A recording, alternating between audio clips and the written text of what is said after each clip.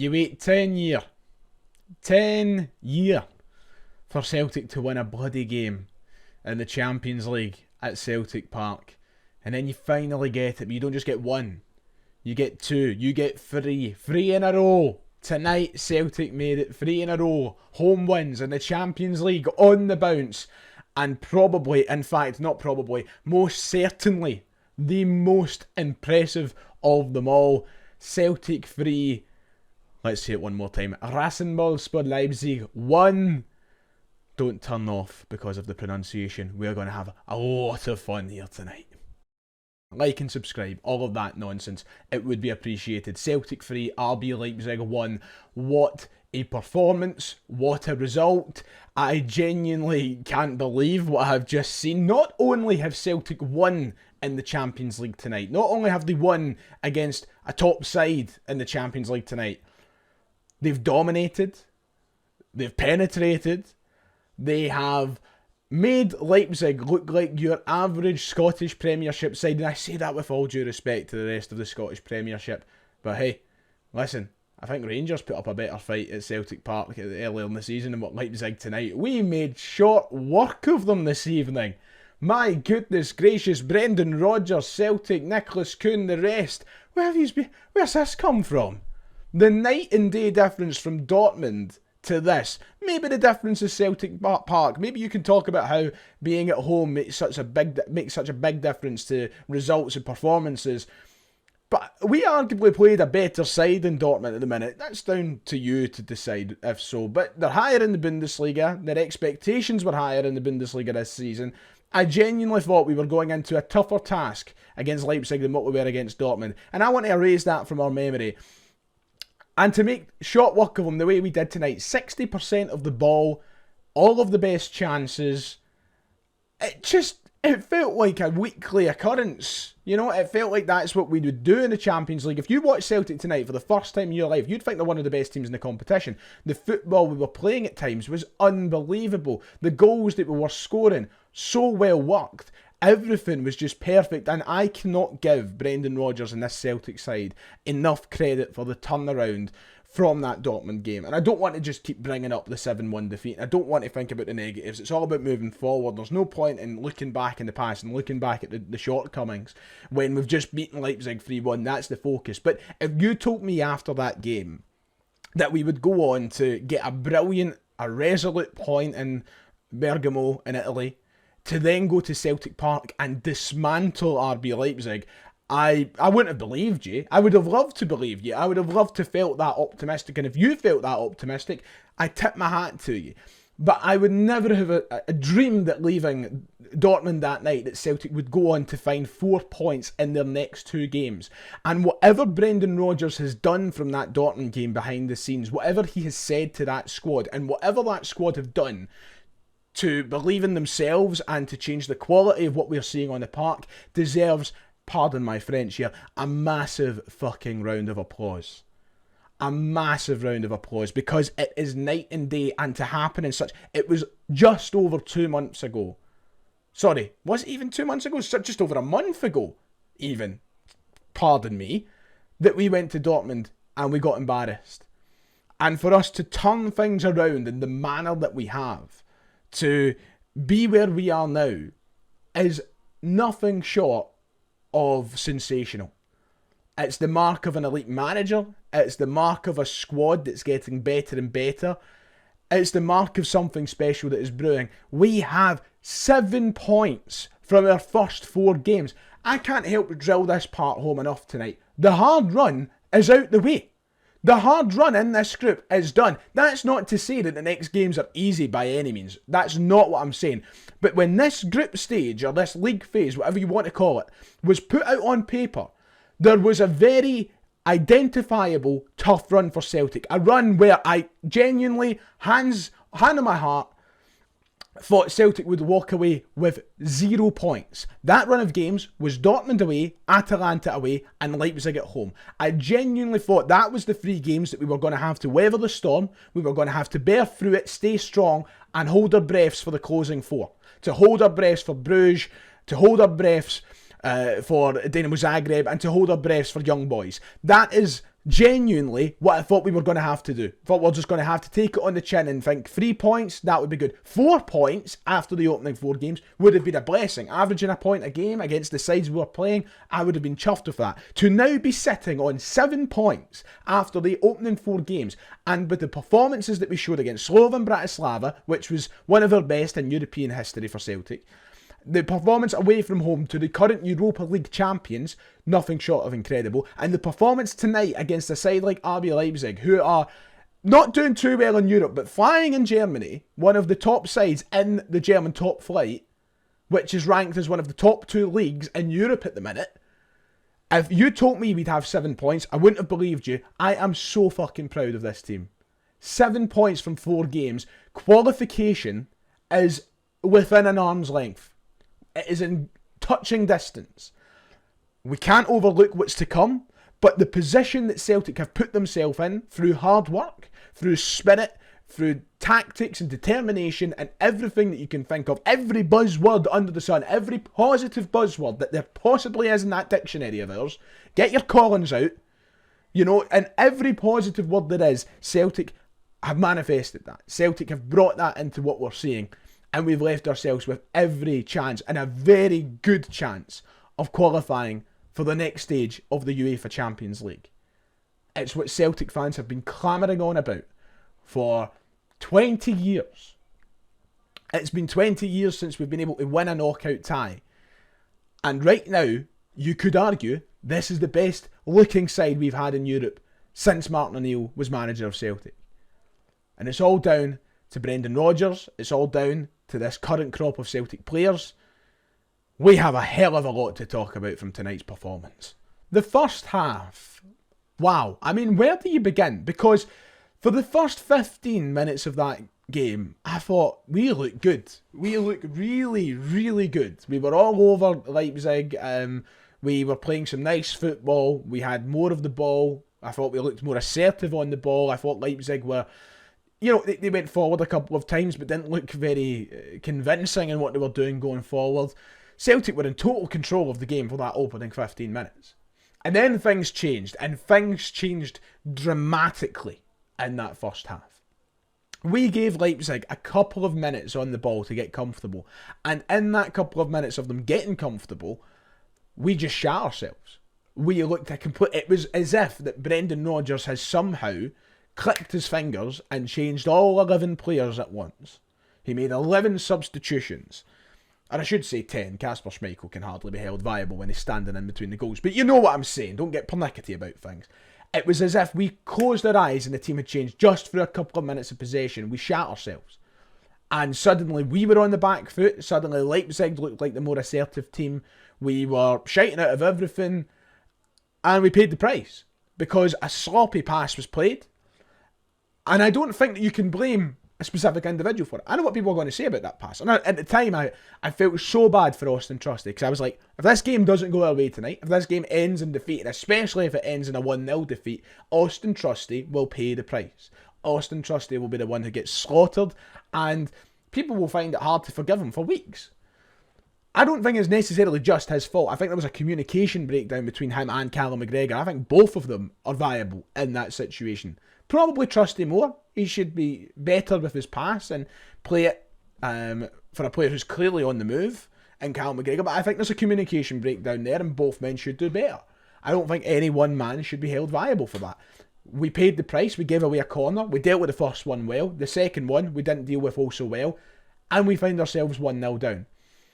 And between, I would say, the 20th minute of that game, a couple of minutes before they scored, and until Celtic found the equaliser, we were lost. Totally lost. A different team, deer in the headlights. I was scared that Celtic wouldn't make it out of that type of performance. I thought that we were on track for a disappointing evening, an evening which could result in damage being done to both the scoreline and the confidence of our side. I was really worried. We looked totally ill-equipped to face Leipzig in that sort of 15-minute period. I thought that so many players were just really impatient. really worried, really anxious is the word I would say. They were either trying to get rid of the ball too soon when they had time. Rio Hatate was culpable of it at one moment in the game, but I want to talk about him because what a special performance he had. I remember he cleared it when he had so much time and he just kicked it out the park for a Leipzig throw-in so close to our goal. I thought there was no need for him to do that. And I remember Greg Taylor shiting out of many different confrontations with their right winger. I remember Trusty and Vickers being a bit sloppy together. I remember Johnson being sloppy. I remember Engels being sloppy. I remember McGregor being sloppy. We shat ourselves for that 15 minutes and my head was in my hands because I thought that was it. But then the equaliser came and the whole game changed. Nicholas Kuhn. I cannot believe what we are witnessing with this special talent of a player. A few weeks ago, people were bringing up the whole Jota comparison. I was saying, please don't get drawn into it too early. Please don't start comparing him with Jota. Jota is arguably the best winger we've had at Celtic in the past 10, 15 years. I was like, just let him enjoy his football, let him keep going. How can you not get drawn into that conversation though? When he's scoring goals like that in the Champions League, he makes it all evens. And in doing so, single-handedly, you could say, revives Celtic from the dead. The game changed at the click of a finger. The game opened up and Celtic were back. The Celtic from the first 10-15 minutes of the game were back. We needed that goal at that time. It was so important. And do you know what? From where I sit, it looked as though it was goal. I couldn't believe he scored it. I couldn't. It's a sensational goal. And it changes the whole tone of the game. It changes the way that Celtic approach it. It changes the way Leipzig approach it. And from that moment on, from that Nicholas Kuhn equaliser, Celtic are in total control. Not one point in the game from our equaliser did I feel like we weren't the better side. That is a huge testament to that Celtic team. Because, yeah, it looked as though they shat themselves. Yeah, it looked as though they maybe gave up on their own abilities at a point. But they knew what they were capable of. And that equaliser was just the reminder that they needed. It came at the right time. It brought life back into us. Nicholas Kuhn, brilliant goal. Celtic were back. And then right before half-time, we keep the pressure on. We push them high up the park when, you know, there's 1 minute added. And you, if you watch football, like me, every game you possibly can that's on the TV, whether it's Celtic or not, you know that when 1 minute stoppage time is added, both teams, they normally just kind of calm it down. Especially if it's a draw at the time, they think, take this at half-time. Celtic weren't having that. Celtic didn't want it. And next thing you know, going into half-time, Celtic are 2-1 up because Nicholas Kuhn was there on the end of the cross. He makes it 2-1, the fantastic pressing down that left-hand side of the park for us. Nicholas Kuhn in the right place, the right time, 2-1. Listen, over the past couple of days, I've seen a lot of talk about Nicholas Kuhn's price tag, his hypothetical price tag.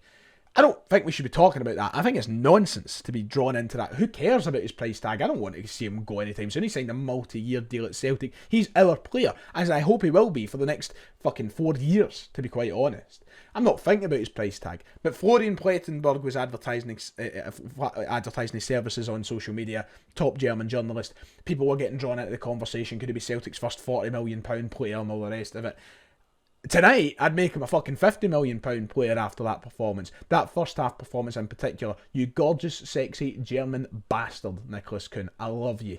And then we get ourselves into the second half, and once again, like, you know, the thing that makes you anxious and nervous about going into the second halves of games like this when you're in control is the break going to affect you? Is it going to stop the momentum you were building, especially when you've just scored? I remember Kieran turned round to me when the half-time whistle went and went, oh, I'm sad that the whistle's come because we've just scored and we're getting into a groove. And I remember saying to him, I was like, no, let's treat this like a good thing. You know, we got the goal because we seen that there was a minute to go and we thought, fuck it, let's go for this. We pressed high. Would we have done that? Would we have got that goal without knowing that the opportunity was there to score before the break? I don't know. But I think the break genuinely did help us. And we come out and we picked up where we left off. Leipzig were slow. Leipzig were sloppy, in my opinion. Celtic had genuine enough to worry about. Kasper Schmeichel, don't get me wrong, had a couple of magnificent saves in that second half, I thought. He kept us in the game on a couple of occasions. But, you know, that's part of the game. You know, you've got to concede chances at this level. You don't... It's not like playing, a 12th or 11th place Scottish Premiership side at Celtic Park. You are going to face chances. It's just the goalkeeper's job to make the odd save here and there. Leipzig didn't threaten us. We were all over them. We picked up where we left off. As I said, not one moment from that equaliser onwards did I feel that Celtic weren't in control of the game.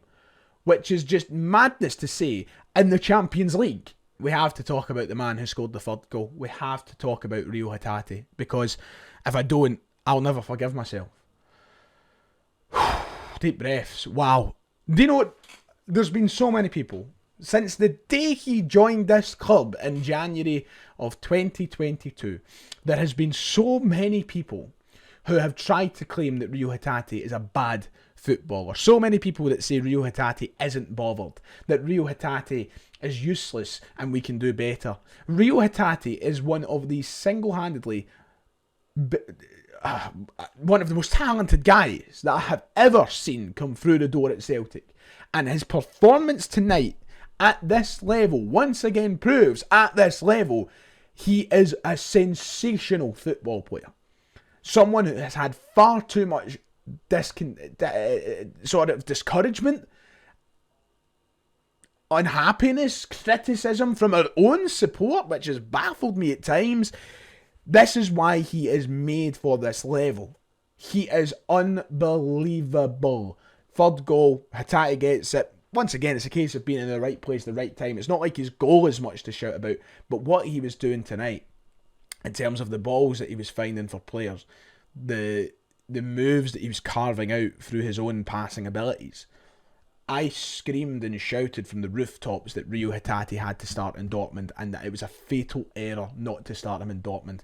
We learned that lesson when we went to Bergamo. We learned that lesson tonight against Leipzig.